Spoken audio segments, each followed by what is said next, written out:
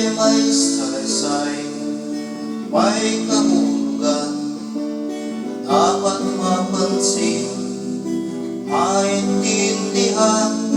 Kahit sino ka man ay dapat malaman na dito sa mundo ikaw ay tutok lang.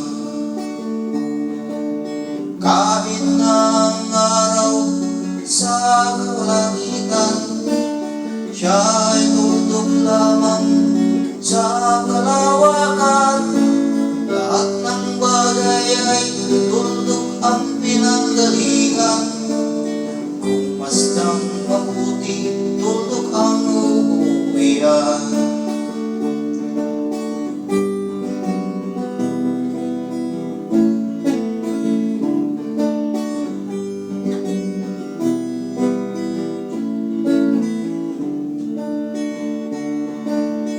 Tignan mong mabuti ang siyang katauhan.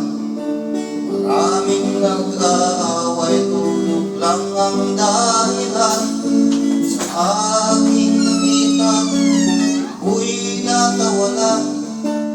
Kat ang nangyayari, malaking kahibangan.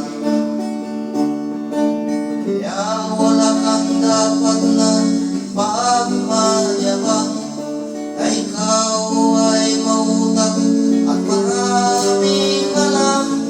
Bakit kung susuriin ating isipin, katulad ng